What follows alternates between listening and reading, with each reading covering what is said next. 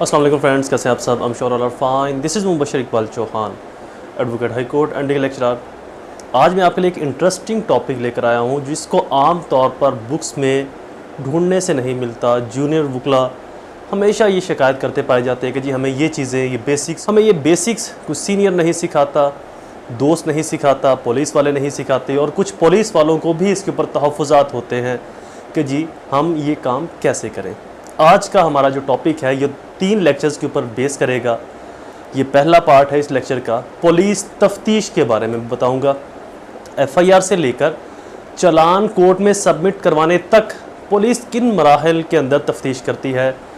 FIR के बाद नक्शा मौका वारदात कैसे बनाया जाता है, नक्शा बरामदगी क्या होता है, फ़र्द पारचात क्या होती है, फ़र्द मकबूज़गी क्या होती है, नक्शा मजरूबी क्या होता है, हसूल बयान मजरूबी क्या होता है, फ़र्द मकबूज़गी, अलातो ज़रबात, शनाख्त सर्टिफिकेट, ज़िम्नियाँ, अंदरूनी ज़िमनी, बैरूनी ज़िमनी, गर्ज़ के एक स्टेप बाय स्टेप, और साथ में अकॉर्डिंग लॉ भी आपको बताऊंगा कि पुलिस ये जो तफ्तीश करती है, फ़र्द मकबूज़गी किसके तहत बनाती है, हसूल रिमांड किसके तहत लेती है, ज़िम्निया किसके तहत, किस कानून के तहत बनाती है, कौन सी स्टेज पर क्या स्टेप लेती है पुलिस, किस स्टेज पर पुलिस किस तरह से वर्क करती है, इन तमाम चीज़ों को कम्प्रीहेंसिव और डिटेल से बताऊंगा आपको। ये लेक्चर कंप्लीट सुनने के बाद कोई भी ऐसा वकील, पुलिस वाला, कानूनदान ये शिकवा कभी नहीं करेगा कि जी हमें पुलिस की तफ्तीश का नहीं पता, ज़िम्नियाँ कैसे लिखी जाती हैं, किस तरह से आती हैं, ज़िम्नियों के कॉलम कैसे होते हैं,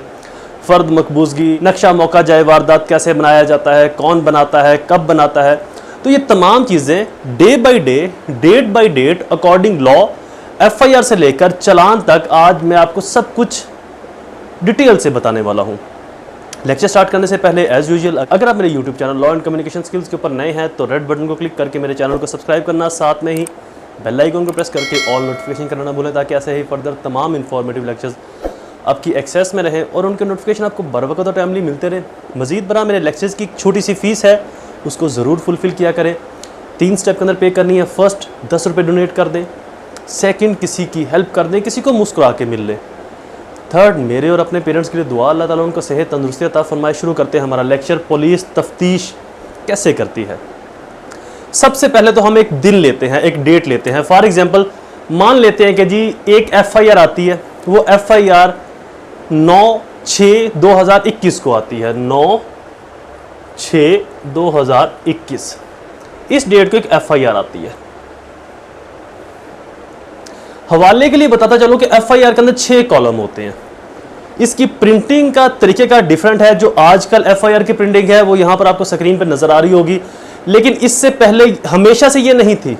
इससे पहले पाकिस्तान या हिंदुस्तान बनने से पहले इसकी प्रिंटिंग का तरीकेकार कुछ और था, और आगाज में इनिशियल जब सीआरपीसी बनाई गई 1898 में, तब एफआईआर की जो प्रिंटिंग है इसका कुछ और डिफरेंट वे था। तो लिहाजा ये प्रिंटिंग सीआरपीसी में कहीं पर भी मेंशन नहीं है, लेकिन जो जो इसके कॉलम्स हैं वो तमाम चीज़ें अकॉर्डिंग लॉ ही है, बट इसका तरीकेकार प्रिंटिंग का डिफरेंट हो सकता है। तो एफआईआर के अंदर 6 कॉलम होंगे। पहले कॉलम के अंदर तारीख वक्त रिपोर्ट, दूसरे कॉलम के अंदर नाम मुस्तगीस का, जो शख्स एफआईआर देने के लिए आया है, कंप्लेन देने के लिए आया है। थर्ड कॉलम के अंदर मुख्तसर कैफियत जुर्म। फोर्थ कॉलम में जाए वकुआ थाना सिमत, यानी कि थाने से किस सिमत में ये जुर्म हुआ है, किस एरिया में हुआ। फिफ्थ कॉलम कार्रवाई मुतलका तफ्तीश, अगर इतला देने में कुछ तौक़ुफ़ हुआ है तो बताया जाए। और 6 कॉलम के अंदर थाने से रवानगी। उसके बाद जो पैटर्न है स्टार्ट हो जाता है। अब हम एक स्टोरी भी लेते हैं। स्टोरी क्या है जी कि ए इल्ज़ाम लगाता है बी पर, हम इनके नाम कुछ रख लेते हैं, रफ़ीक, आरफ वगैरह वगैरह। ए इल्ज़ाम लगाता है कि जी बी, सी और डी ने मेरे ऊपर और मेरे भाई के ऊपर फायरिंग की है। 324 इक़दाम कत्ल है, साथ में चूँकि मुल्ज़मान की तादाद 1 से ज़ायद है तो साथ में 34 भी ऐड हो जाएगा। तो 324/34 तो जुर्म पुलिस ने तफ्तीश में लगा दिया। एफआईआर आ गई हमारे पास। 6 कॉलम मैंने आपको बता दिए। इन्हीं कॉलम के जरिए स्क्रीन पर आपने देख भी ली एफआईआर। अब इसके बाद एफआईआर आ गई, पुलिस ने एफआईआर दर्ज कर ली, तफ्तीश करनी शुरू कर देनी है। चूँकि 324 है और साथ में 34 है तो ये कॉग्निजेबल ऑफेंस बनता है। अगर कॉग्निजेबल ऑफेंस होगा तो पुलिस वाले 154 के तहत एफआईआर करेंगे। आपको हवाले के लिए बता दूं, 154 सीआरपीसी के तहत एफआईआर होगी, और अगर ऑफेंस कॉग्निजेबल है तो इसकी तफ्तीश 156 के तहत स्टार्ट की जाएगी इन्वेस्टिगेशन। एफआईआर आ गई। अब पुलिस इससे अगला काम क्या करती है, इन्वेस्टिगेशन ऑफिसर इससे आगे क्या काम करता है। एफआईआर आने के बाद पुलिस तफ्तीशी मौका वारदात पे जाता है। ये फर्स्ट स्टेप आ गया। अब है जी सेकंड स्टेप, मौका वारदात। अब मौका वारदात पर जब तफ्तीशी जाएगा तो वहां पर जाकर क्या काम करेगा, मौका वारदात पर तफ्तीशी जाने के बाद नक्शा मौका वारदात सबसे पहले बनाएगा।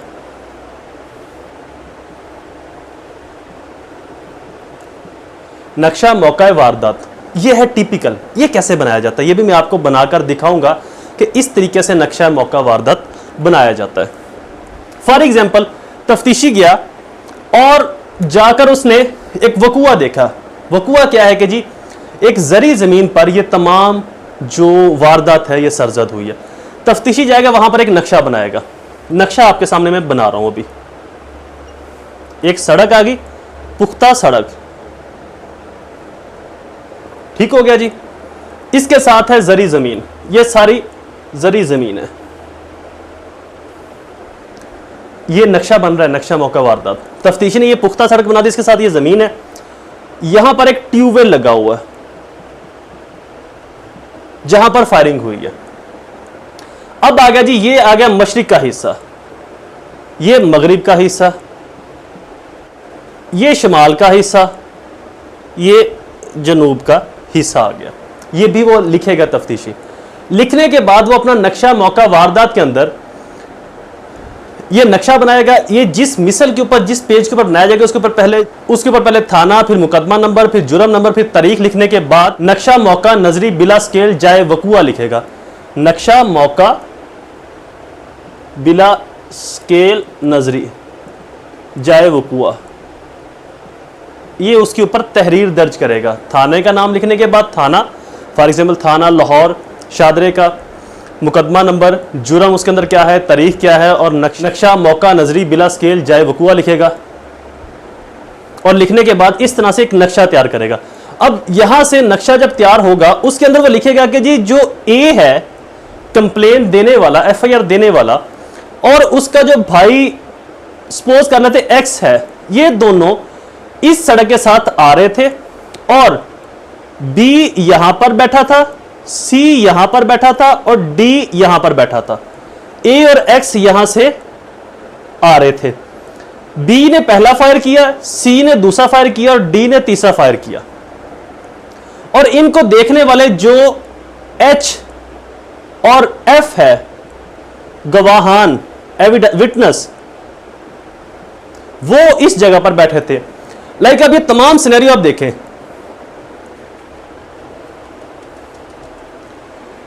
नक्शे के अंदर जो ट्यूबवेल है उससे मशरिक और शिमाल की तरफ ए और एक्स दोनों भाई आ रहे थे।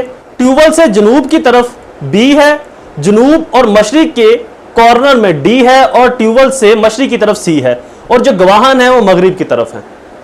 इसको कहते हैं नक्शा नजरी बिला स्केल जाए वकुआ। जाए वकुआ का पूरा ऐसा एक नक्शा तैयार करेगा और फिर नीचे तहरीर करेगा। तहरीर खुलासा। तहरीर खुलासा क्या होगा, इसके अंदर वो सब कुछ लिखेगा कि जनाब मैं नक्शा मौका पर गया, वहां पर एक पुख्ता सड़क है, यानी कि उसको पक्की सड़क आप कह सकते हो, जैसे कि एक कच्ची सड़क है मट्टी की, एक पक्की सड़क होती है। तो पक्की सड़क के साथ ये रकबा था, उस रकबे से इतने फासले पर ट्यूबवेल था। ट्यूबवेल के साथ जो ट्यूबवेल के साथ डी, बी और सी घात लगा के बैठे थे, जिनके पास आतिशी असला मौजूद था, और उन्होंने शाम के वक्त या सुबह या जो भी वकूए का टाइम है, ए और एक्स के ऊपर फायर खोल दिया। और इस चीज को एच और एफ ने अपनी नजरों से देखा और उस तमाम हालो अहवाल को मुझे बताया भी। इस चीज को वो यहां पर नीचे तहरीर कर देगा। तो ये तो हो गया नक्शा। मैं वैसे ऊपर लिख भी देता हूं आपको वजाहत के साथ। पहले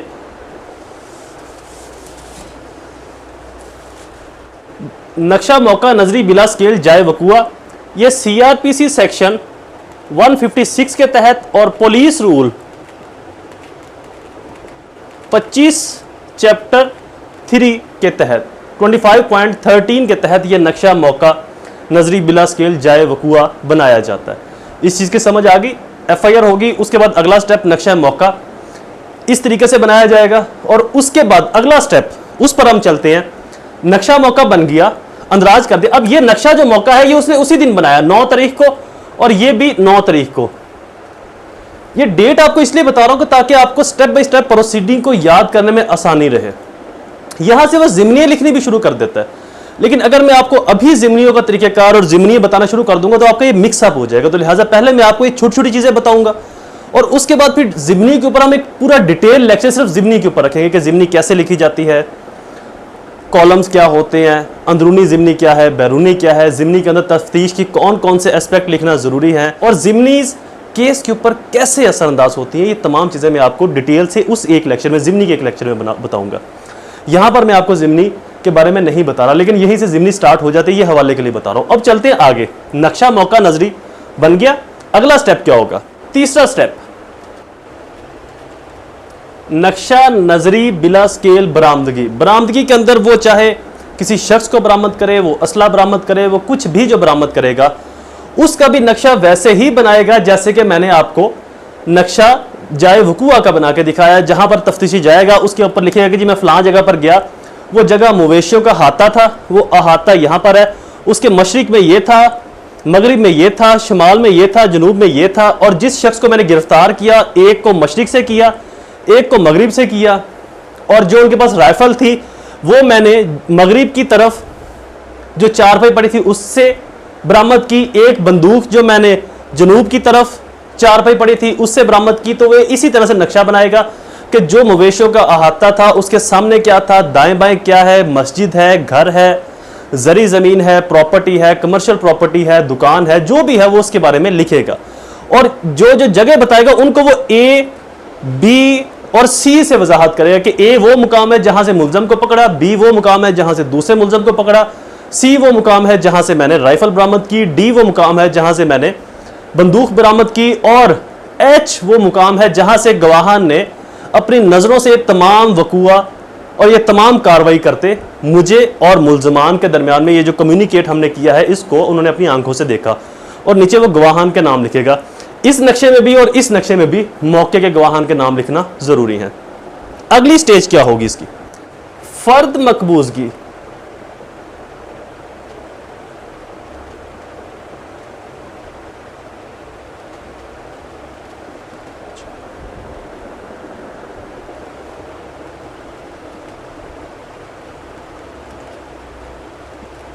फोर्थ स्टेज पर वो तैयार करेगा फर्द मकबूजगी, पारचात, खून आलूद मजरूब। मजरूब कहते हैं जो जख्मी हुआ है।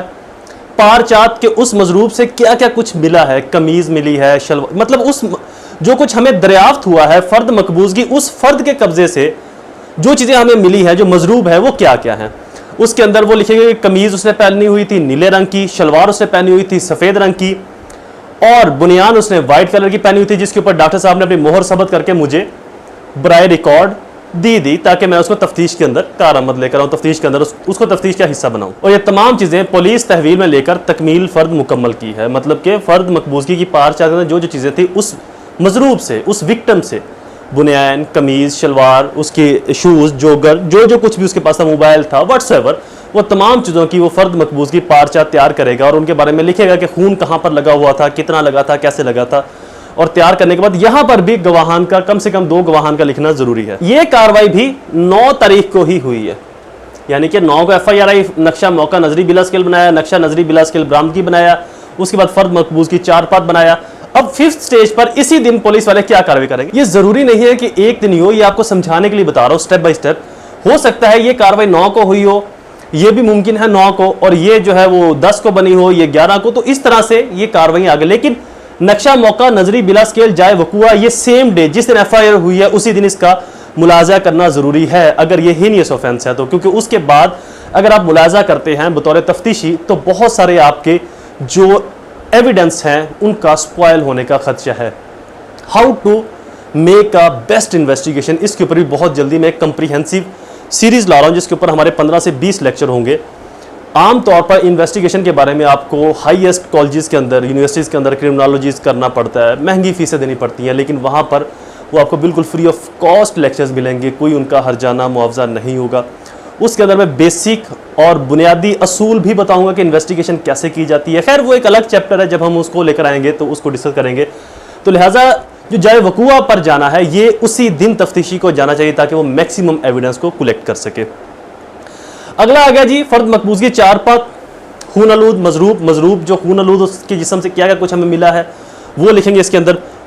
इसके बाद साथ में ही नक्शा मजरूबी भी सेम डे में तैयार करेंगे। नक्शा मजरूबी के कोई शख्स अगर हमारे पास किसी मजरूब को लेकर आता है या हमें कोई मजरूब मिलता है तो हमने उसका मुलाहजा किया तो उसके जिस्म के अंदर हमें 2 सुराख मिले जिससे बज़ाहिर ये लग रहा है कि उसको फायर लगे हैं, गोली लगी है, तो लिहाजा हमने उसका ज़ाहरी मुलाहजा करने के बाद डॉक्टर साहब के पास उसको भिजवा दिया। इसको आप पुलिस डाक भी कहते हैं जो MLR करवाने से पहले पुलिस जारी करती है।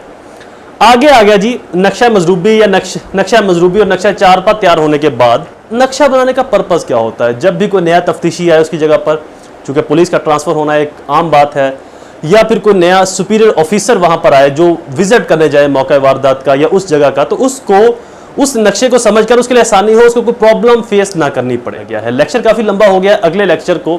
अगले स्टेप्स को हम दूसरे लेक्चर में पढ़ेंगे और जो 3rd लेक्चर हमारा होगा इस सीरीज़ के अंदर वो सिर्फ और सिर्फ ज़िमनियात के ऊपर होगा। ज़िमनी क्यों लिखी जाती है, ज़िमनी में क्या लिखा जाता है, ज़िमनी कौन कौन सी होती हैं, ज़िमनी अंदरूनी और बैरूनी में क्या फ़र्क है। बाकी जो मिड पार्ट है इसके आगे पुलिस क्या करती है, असला मनसूखी, क्वाइफ मौका बरामदगी, इतला नमक गिरफ्तारी, शनाख्त सर्टिफिकेट, रिमांड, इनको हम अगले लेक्चर के अंदर डिटेल से पढ़ेंगे। आई होप ये लेक्चर आपके लिए फ़ायदेमंद साबित होगा। ऐसे ही इंफॉर्मेटिव वीडियोज़ को सुनने के लिए चैनल को सब्सक्राइब करना, बेल आइकन को प्रेस करना बिल्कुल ना भूलें। दोबारा हाजिर होगा किसी और इन्फॉर्मेटिव लेक्चर के साथ। तब तक मुझे अपनी दुआओं में ज़रूर याद रखें। अल्लाह ताला आप सबका हामी और नासिर हो। वस्सलाम। अस्सलाम वालेकुम फ्रेंड्स, कैसे हैं आप सब? I'm sure all are fine. This is Mubashar Iqbal Chauhan, advocate high court and legal lecturer. Police तफ्तीश लम्हा बलम्हा, police investigation step by step के अंदर हम पुलिस दौरान तफ्तीश किन किन मराहिल को तय करती है, कौन से मराहिल इसेंशली हैं करने के लिए, इन कुछ चीज़ों को हमने उनमें से कुछ चीज़ों को हमने अपने पिछले लेक्चर में पार्ट 1 में पढ़ा, जिसके अंदर FIR, उसके कॉलम, नक्शा जाए वकूआ, नक्शा नजरी बिला स्केल, बरामदगी, फ़र्द मकबूजगी पारचात वगैरह के कुछ अनासिर शामिल थे। आज हम पुलिस तफ्तीश की जो मराहिल हैं उनके अगले कुछ पार्ट को ब्रीफली डिस्कस करेंगे कि इसके बाद पुलिस किन किन मराहल को तय करती है दौरान तफ्तीश और उन कागजात को क्या कहा जाता है, कैसे लिखा जाता है, किस लॉ में मेंशन है। और उसके 3rd पार्ट के अंदर हम ज़िमनीज़ और चलान को ब्रीफली कंप्रीहेंसिवली डिस्कस करेंगे। ये बेसिकली पुलिस तफ्तीश के 3 लेक्चर हैं। लेक्चर चूँकि लंबे थे तो इसलिए इनको मैंने 3 पार्ट्स के अंदर डिवाइड किया। शुरू करते हैं हमारा आज का पार्ट, पुलिस तफ्तीश लम्हा बलम्हा, police investigation step by step. Lecture start करने से पहले एज़ यूजुअल अगर आप मेरे YouTube channel law and communication skills के ऊपर नए हैं तो रेड बटन को क्लिक करके मेरे चैनल को सब्सक्राइब करना, साथ में ही बेल आइकन को प्रेस करके ऑल नोटिफिकेशन करना भूलें ताकि ऐसे ही फर्दर तमाम इन्फॉर्मेटिव लेक्चर्स आपकी एक्सेस में रहें और आपको नोटिफिकेशन बर वक्त और टाइमली मिलते रहे। मज़ीद बना मेरे लेक्चर्स की फ़ीस है छोटी सी, उसको ज़रूर फुलफ़िल किया करें। फ़ीस 3 स्टेप के अंदर पे करनी है। फर्स्ट 10 रुपये डोनेट करने हैं, सेकंड 2 लोगों की हेल्प, थर्ड मेरे और अपने पेरेंट्स के लिए दुआ। अल्लाह ताला उनको सेहत तंदुरुस्ती अता फरमाए। शुरू करते हैं हमारा लेक्चर, पुलिस तफ्तीश लम्हा बलम्हा। इस लेक्चर का आगाज़ हमने किया था FIR से। FIR किस दिन हुई थी? 9/6/2021 को। तो इस डेट को बताने का मकसद ये है कि डेट एक मेजर रोल प्ले करना है, आपको समझाने में आसानी होगी।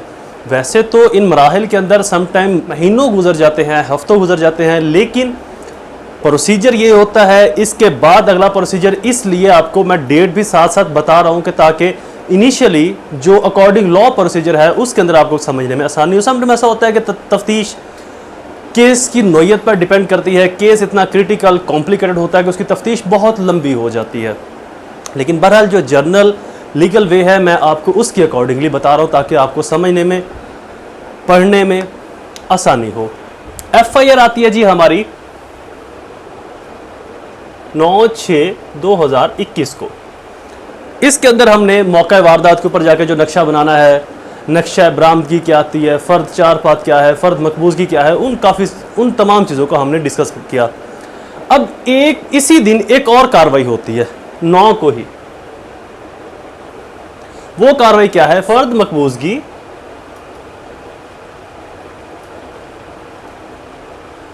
खून आलूद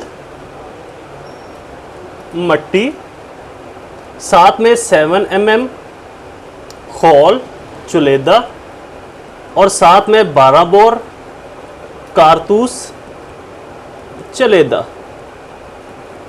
इसका क्या मतलब है कि पुलिस ने मौका वारदात से जो मकबूज की चीज़ें कब्जे में ली हैं उनके अंदर कुछ मट्टी है, खून-आलूद, एक खौल है 7mm राइफल का, चलेदा मतलब कि चला हुआ है, उसका अगला हिस्सा चल चुका है, पिछला हिस्सा हमें मिला है, और एक 12 बोर का कारतूस है, वो भी चलेदा है, शरे उसके अगला हिस्सा चल चुका है, उसका पिछला खौल हमें मिला है। ये कार्रवाई भी पुलिस उस वक़्त करेगी जब वो जाए वकुआ के ऊपर जाकर नक्शा मौका जाए वकुआ बना रही होगी, उसी वक्त ये चीज़ों को भी कलेक्ट करेगी। बेसिकली ये भी अपने आप के अंदर एक एविडेंस है। जब अदालत में इनको पेश किया जाएगा तो चूँकि किसी को फायर लगा है, 324 की FIR हुई है, FIR इसके अंदर हमने 324 का केस बनाया था बटा 34 common furtherance of common intention और अटेम्प्ट ऑफ मर्डर का। तो लिहाजा कोर्ट समझेगी कि वाकई ही 34 और 324 की FIR है, एक इंटेंशनली मर्डर की नीयत से गए थे, फायर भी चलाया, खून भी गिरा वहाँ पर, किसी को फायर लगा भी, उसका खून निकला भी, तो ये भी अपने आप के अंदर एक स्ट्रॉन्ग एविडेंस का रोल प्ले करता है, बट कनेक्टेड नहीं है आफ्टर कॉरबोरेशन। वो चीज़ें डिटेल से हम अगले लेक्चर्स में तफ्तीश में पढ़ते रहेंगे। उसी दिन और जाए वकुआ के ऊपर ये कार्रवाई भी की जाती है। ये तो थी सारी कार्रवाई 9 तारीख की। अब आते हैं 10 तारीख को, अगले दिन क्या कार्रवाई होती है। 10/6/2021 को क्या तफ्तीश अमल में लाई जाती है। पहला काम असला मनसूखी, इतना डिटेल में हम इसमें नहीं जाते, और साथ में ही 10/6 को एक और काम होता है कवायफ मुलाहजा बरामदगी।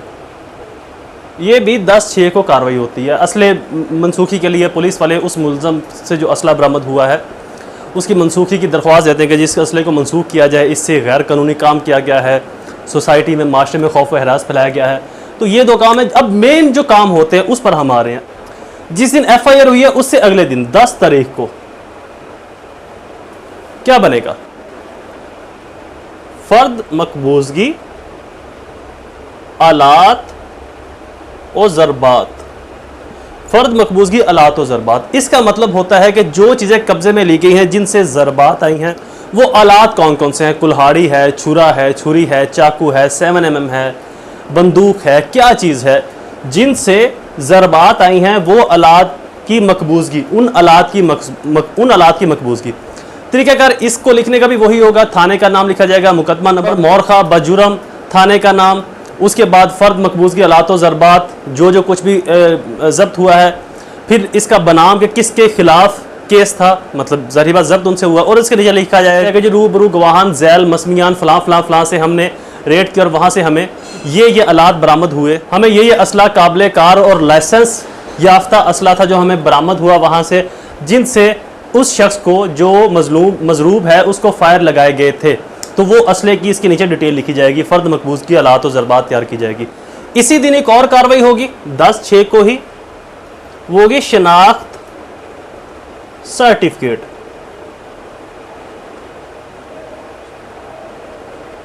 शनाख्त सर्टिफिकेट जिसके अंदर मुल्ज़मान की शनाख्त का तरीक़ेकार बताया जाएगा।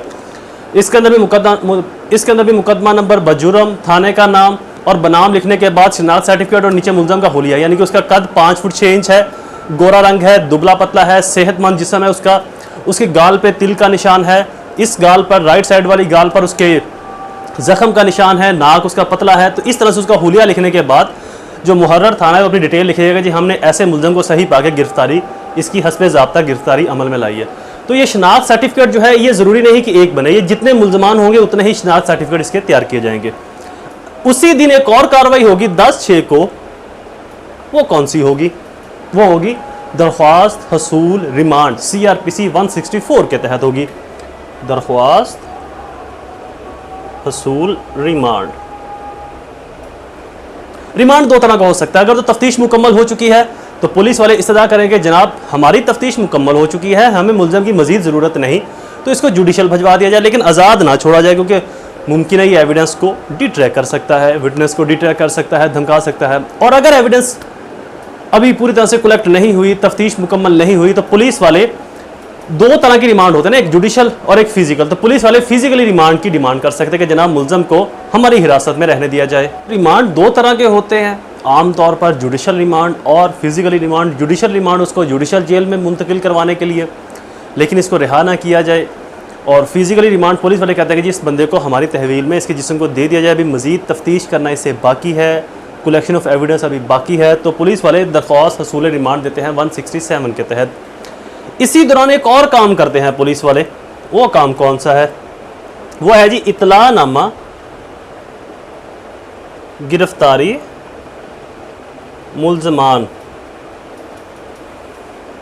इतलानामा गिरफ्तारी मुल्ज़मान, मुल्ज़मान की गिरफ्तारी का इतलानामा उनके लवाहिकीन को, उनके वारिसान को भिजवाया जाता है।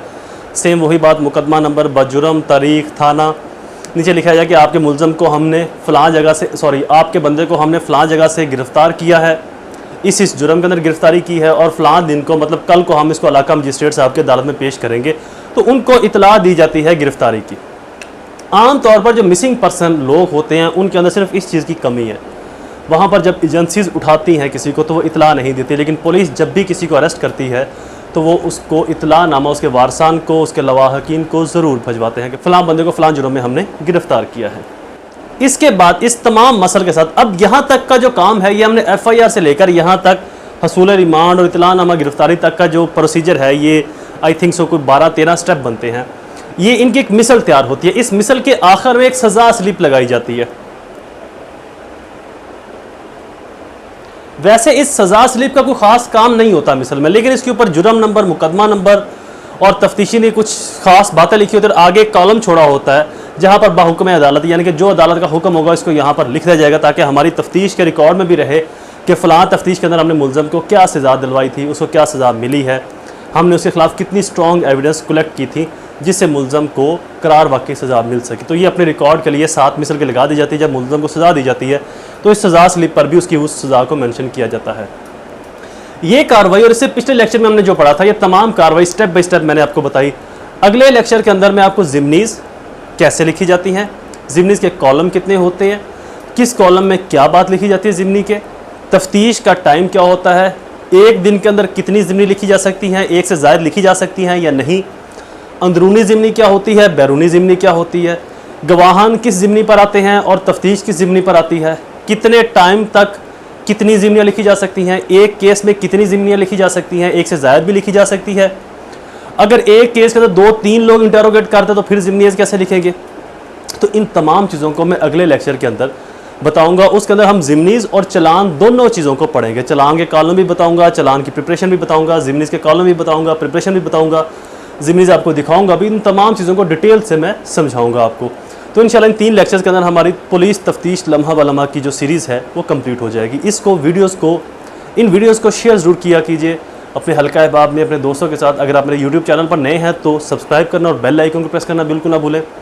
ऐसे ही किसी और इन्फॉर्मेटिव वीडियोज़ के साथ जल्द हाजिर होऊंगा। मुझे अपनी दुआ में ज़रूर याद रखिए। अल्लाह ताला आप सबका हामी और नासिर हो। वस्सलाम। अस्सलाम वालेकुम फ्रेंड्स, कैसे हैं आप सब? I'm sure all are fine. This is Mubashar Iqbal Chauhan, advocate high court and legal lecturer. Police तफ्तीश लम्हा ब लम्हा, police investigation step by step के हमारा ये आखिरी लेक्चर है, पार्ट 3 आप इसको कह लें। इससे पहले हमारे 2 पार्ट अपलोड हो गए जिसके अंदर हमने FIR से लेकर पुलिस कैसे तफ्तीश करती है, नक्शा जात कैसे बनाए जाते हैं, बयान हसूल मजरूबी कैसे लिखा जाता है, नक्शा मजरूबी क्या होता है, नक्शा जाए वकूआ क्या होता है, फ़र्द मकबूज़गी क्या होता है, मनसूखी असला क्या होता है, नक्शा बरामदगी क्या होता है, रिमांड हसूल वगैरह, ये तमाम चीज़ें हमने स्टेप बाय स्टेप दर्जा ब दर्जा पढ़ी। आज हमारा जो लेक्चर है पार्ट 3 है आखिरी। इसके अंदर हम 2 चीज़ें डिस्कस करेंगे, एक ज़िमनीज़ और दूसरा चलान। ज़िमनीज़ चूँकि मोस्ट इम्पोर्टेंट होता है, तफ्तीश का एक अहम तरीन पार्ट है ये पुलिस की तफ्तीश के अंदर, तो लिहाजा मैंने ये सोचा कि ज़िमनीज़ और चलान को ब्रीफली एक लेक्चर के अंदर बताऊँ, सबके साथ मिक्स ना करूँ। तो हम अपनी मेमोरी रिफ्रेशिंग के लिए जाते हैं कि हमारी FIR आती है 9 तारीख को, FIR आती है 9/6/2021 को। असला मनसूखी के लिए अप्लाई करती है, रिमांड के लिए अप्लाई करती है, फ़र्द मकबूज़गी तैयार करती है। तो वो तमाम काम पुलिस करती थी 10 तारीख को, अगले दिन को। अब आज की जो कार्रवाई है ये डेट पर मुनहसर नहीं। ज़िमनीज़ जो है, जैसे कि मैंने आपको अपने पहले लेक्चर में बताया कि पुलिस FIR वाले दिन ही स्टार्ट कर देती है ज़िमनीज़ लिखना। ज़िमनीज़ है क्या? ज़िमनी का जो हवाला है ये हमें CRPC सेक्शन 172 के अंदर मिल जाता है पुलिस डायरीज़ की सूरत में। ज़िमनीज़ दरअसल पुलिस की एक रिफ्रेशिंग मेमोरी है जिसके अंदर पुलिस वालों ने रात 12 बजे से लेकर अगले दिन 12 बजे तक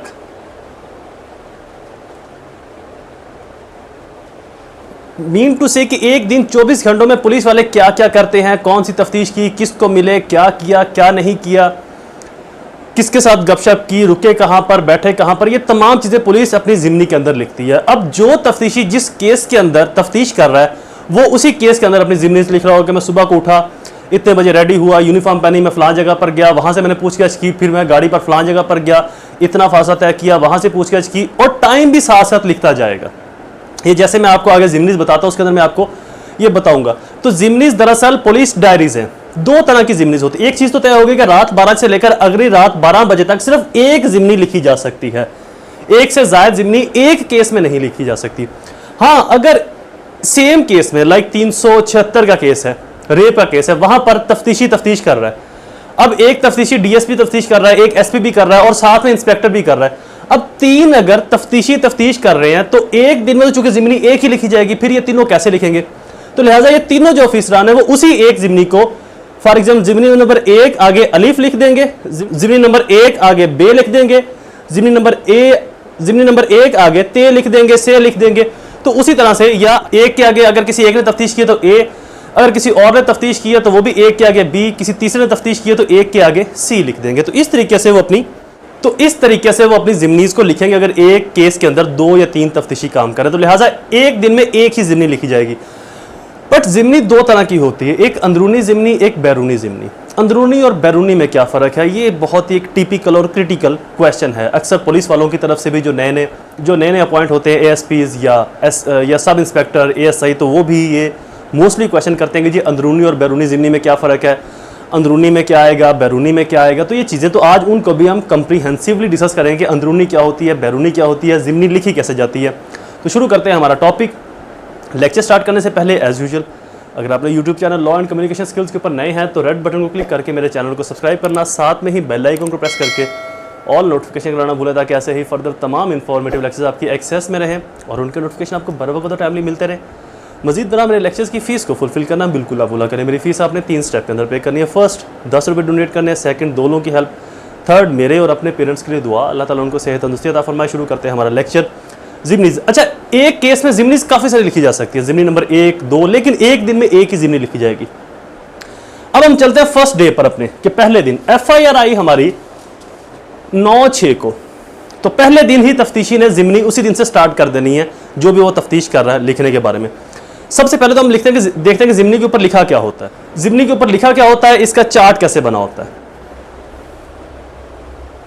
अच्छा जी, इस तरीके से जिम्नी तैयार होगी। सबसे पहले ऊपर आ जाएगा रिपोर्ट जिम्नी नंबर 1, उसके बाद मुकदमा नंबर, मौका, तारीख, मुकाम, वकूआ, जुर्म, ज़ेर दफ़ा 324/34, और फिर जिम्नी का जो चार्ट है, जो फार्म है, जो पेज है, वैसे बना होगा।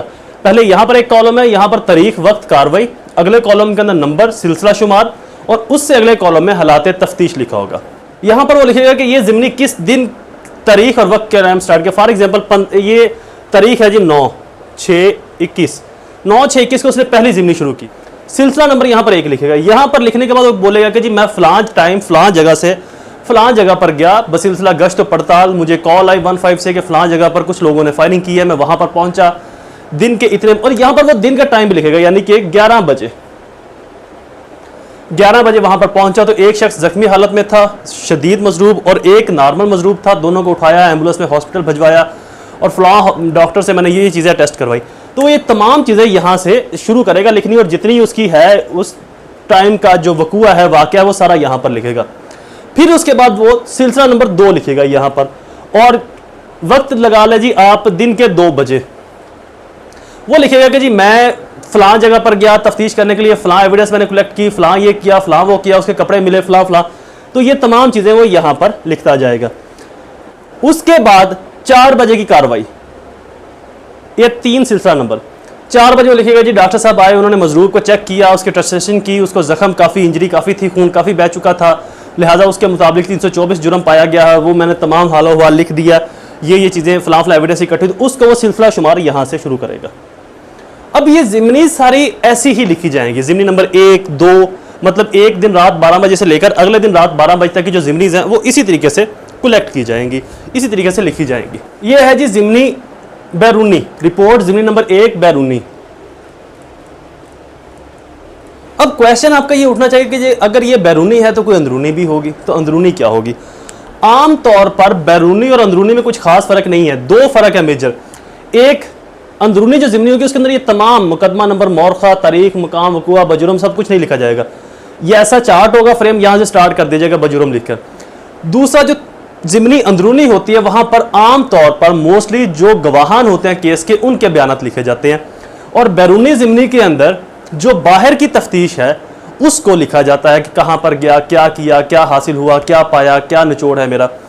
तीसरी चीज़ जो इसके बारे में आम गुमान है वो ये कि सबसे पहली जो रिपोर्ट जब तैयार होती है एक मिसल पेज पर, वो जैसे चल रही है सारी की सारी, उसको मुकम्मल एक दिन की जो कार्रवाई उसकी मुकम्मल होगी उसको वो पहले पेज पर लिखेगा, पेज नंबर 1 या 2, एक पेज के साथ जितने भी पेज साथ ऐड होते जाएंगे।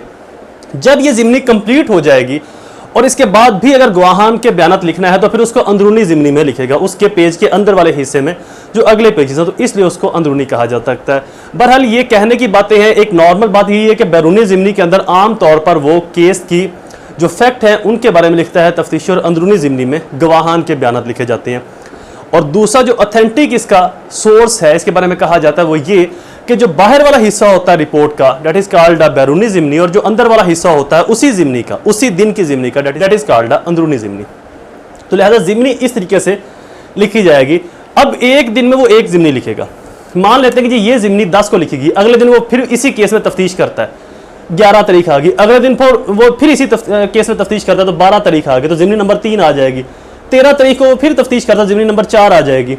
14 तारीख को फिर तफ्तीश करता है, ज़िमनी नंबर 5 आ जाएगी। तो इस तरीके से जितने दिन वो तफ्तीश करता रहेगा उस केस के मुतल्लिक उतनी ज़िमनीज बढ़ती जाएंगी आहिस्ता आहिस्ता। ज़िमनी नंबर 1 बैरूनी, ज़िमनी नंबर 2 बैरूनी, 3, 4, 5, 6, और आखिरी जो ज़िमनी होगी वो SHO के दस्तखत शुदा होगी, और SHO उसके अंदर अपने रिमार्क्स लिखेगा, अपनी फैक्ट फाइंडिंग लिखेगा कि मैंने तमाम तफ्तीशी की तफ्तीश पढ़ी है, मैं इससे इत्तफाक करता हूँ। उस ज़िमनी को कहते हैं फाइंडिंग ऑफ इन्वेस्टिगेशन, खुलासा है ज़िमनी, यानी कि जो पुलिस की तफ्तीश का खुलासा है वो फिर वो उस आखिरी ज़िमनी के अंदर लिखकर कोर्ट के अंदर सबमिट करवाई जाएगी। ये CRPC 172 सेक्शन के तहत, पुलिस डायरी के तहत ये तमाम कार्रवाई की जाती है। CRPC 172 के तहत ये तमाम मुरतब करने के बाद इसका चालान तैयार होगा, और चालान तैयार होने के बाद कोर्ट में सबमिट करवाया जाता है। ज़िमनीज़ तो हमने यहाँ तक पढ़ ली। आई होप आपको ज़िमनी की समझ आ चुकी होगी।